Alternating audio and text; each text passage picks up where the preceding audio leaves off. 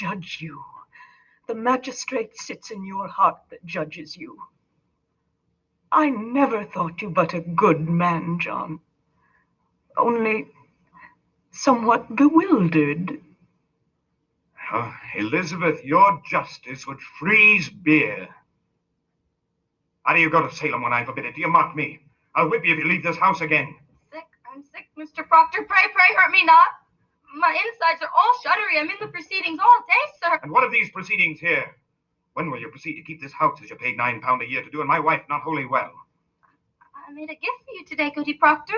I had to sit long hours in the chair, and I passed the time with sewing. Why, thank you. Oh, it's a fair poppet. We must all love each other now, Goody Proctor. Aye, indeed we must. I'll get up early in the morning and clean the house. I must sleep now. Mary, is it true there be 14 women arrested? No, sir, there be 39 now. She's weeping. What ails you, child? Goody Osborne will hang. Hang? Hang, you say? Hang. The deputy governor will permit it. He sentenced her. He must. But not Sarah Good, for Sarah Good confessed, you see. Confess to what? That she sometimes made a compact with Lucifer and wrote her name in his black book with her blood and bound herself to torment Christians till God's thrown down and we must all worship hell forevermore. But surely you know what a jabberer she is. Did you tell them that? Mr. Proctor, in open court, she near choked us all to death. How choked you? She sent her spirit out. Oh, Mary. She tried to kill me many times, Goody Proctor. Oh, I never heard you mention that before. Well, I never knew it before. I never knew anything before. When she come into the court, I say to myself, I must not accuse this woman, for she sleep in ditches and so very old and poor. But then she sit there denying, and I feel a misty coldness climbing up my back, and the skin of my skull begin to creep, and I feel a clamp around my neck, and I cannot breathe air. And then I hear a voice, a screaming voice, and it were my voice. And all at once I remembered everything she's done to me. Why, what had she done to you? So many times, Mr. Proctor, she come to this very door begging bread and a cup of cider. And mark this, whenever I turn her away empty, she mumbled. Mumble? She may mumble and she's hungry. What does she mumble? Oh, you must remember, Goody Proctor, last month, Monday, I think. She walked away, and I thought my guts would burst for 2 days after. Do you remember it? Why, I do, I think. So I told that to Judge Hathorne, and he asked her so. Sarah Good, says he, what curse do you mumble that this girl must fall sick after turning you away? And then she replies, why, Your Excellence, no curse at all. I only say my commandments. I hope I may say my commandments, says she. And that's an upright answer. But then Judge Hathorne say, recite for us your commandments. And of all of the 10, she could not say a single one. She never knew no commandments, and they had her in a flat lie. And so condemned her. They must when she condemned herself. But the proof, the proof. I told you the proof. It's hard proof. It's hard as a rock. The judges said. You will not go to the court again, Mary. I must tell you, sir, I will be gone every day now. I'm amazed you do not see what weighty work we do. What work you do? Strange work for a Christian girl to hang old women. Mr. Proctor, they will not hang if they confess. Sarah Good will only sit in jail a while. There's a wonder for you. Think on this. Goody Good is pregnant. Pregnant? Are they mad? The woman's near to 60. They had Dr. Griggs examine her, and she's full to the brim. Smoking a pipe all these years and no husband either. She says, thank God, they're not hurt the innocent child, but be that not a marvel. You must see it, sir. It's God's work we do. So I'll be gone every day for some time now. I'm an official of the court, they say, and I'll Official you? I'll not stand whipping anymore. Mary, promise now you'll stay at The home. devil's loose in Salem, Mr. Proctor. We must discover where he's hiding. I'll whip the devil out of you. I saved her life today. I am accused. Somewhat mentioned, but I said I'd never seen no sign you ever sent your spirit out to hurt no one. And seeing as I do listen closely to you, they dismissed it. Who accused me? I'm bound by law. I cannot tell it. Only hope you'll not be so sarcastical no more. 4 judges and the king's deputy sat to dinner with us but an hour ago. I would have you speak civilly to me from this out. Get to bed. I will not be ordered to bed anymore, Mr. Proctor. I am 18 and a woman. However single. You wish to sit up, then sit up. I wish to go to bed. Good night, then. Good night. The noose is up. There'll be no noose. She wants me dead.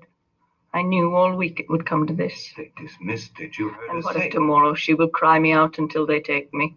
Sit you down. She wants me dead. John, you know it. I say sit down. Now, you must be wise, Elizabeth. Oh, indeed, indeed. Fear nothing. I'll find Ezekiel Cheever. I'll tell him she said it were all sport. John, with so many in the jail, more than Cheever's help is needed now, I think. Would you favor me with this? Go to Abigail. What am I to say to Abigail? John, grant me this. You have a faulty understanding of young girls. There is a promise made in any bed. What promise? Spoke or silent, a promise is surely made, and she may dote on it now, I'm sure she does, and thinks to kill me than to take my place. It is her dearest hope, John, I know it. There be 1,000 names. Why does she call mine?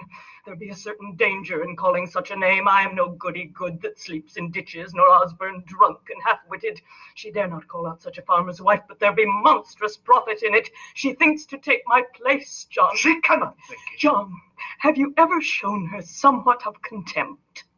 She cannot pass you in the church, but you will blush. I may blush for my sin. I think she sees another meaning in that blush. And what see you? What see you, Elizabeth? I think you be somewhat ashamed, for I am there and she's so close. When will you know me, woman? Were I stone, I would have cracked for shame this 7 months. Then go and tell her she's a whore. Whatever promise she may sense, break it, John, break it. Good then, I'll go. Oh, how unwillingly. I will curse her hotter than the oldest cinder in hell, but pray begrudge me not my anger. Your anger, Woman, am I so base? Do you truly think me I base? never called you base. Then how do you charge me with such a promise? The promise the stallion gives a mare I gave that girl. Then why do you anger with me when I bid you break it? Because it speaks deceit, and I am honest. But I'll plead no more. I see now your spirit twists around the single error of my life, and I will never tear it free. You will tear it free when you come to know that I will be your only wife, or no wife at all. She has an arrow in you yet, John Proctor, and you know it well. Good evening. Why, Mr. Hale, good evening, sir. Come in, come in. I hope I do not startle you. Oh, no. It's only that I heard no horse. You are Goodwife Proctor. I, Elizabeth. I hope you are not off to bed yet. No. We are not used to visitors after dark, but you are welcome, sir.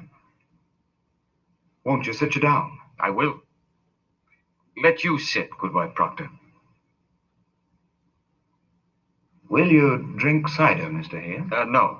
No, it rebels my stomach, and I have some further traveling yet tonight. Sit you down, sir. I will not keep you long, but I do have some business with you. Business of the court? No, I come of my own without the court's authority. Hear me. I know not whether you are aware, sir, but your wife's name is mentioned in the court. Aye, we know it. How Mary Warren told us, we are entirely amazed. I am a stranger here, sir, as you know. And in my ignorance, I find it hard to draw a clear opinion of them that come accused before the court. And so this afternoon, and now tonight, I go from house to house. I come now from Rebecca Nurse's house. Rebecca's charged? God forbid such a one should be charged. She is, however, mentioned somewhat. Oh, you will never believe, I hope, that Rebecca trafficked with the devil. Woman, it is possible. Surely you cannot think it. This is a strange time, mister. No man may longer doubt that the powers of the dark are gathered in monstrous attack upon this village. There is now too much evidence in the court to deny it. You will agree, sir? I have no knowledge in that line, but I find it hard to believe. So pious a woman be secretly the devil's bitch after 70 years of such good prayer. Aye, but the devil is a wily one. You cannot deny it. However, she is far from accused, and I know she will not be. I thought, sir, to put some questions as to the Christian character of this house, if you will permit me. Why, we have no fear of questions, sir. Good then. In the book of record that Mr. Paris keeps, I note that you are rarely in the church on the Sabbath day. No, sir, you are mistaken. 26 times in 17 months, sir. I must call that rare. Will you tell me why you are so absent? Mr. Hale, I never knew I must account to that man whether I come to church or stay at home. My wife were ill this winter. So I am told. But you, mister, why could you not come alone? I surely did come when I could, and when I could not, I prayed in this house. Mr. Proctor, your house is not a church. Your theology must tell you that. Aye, it does.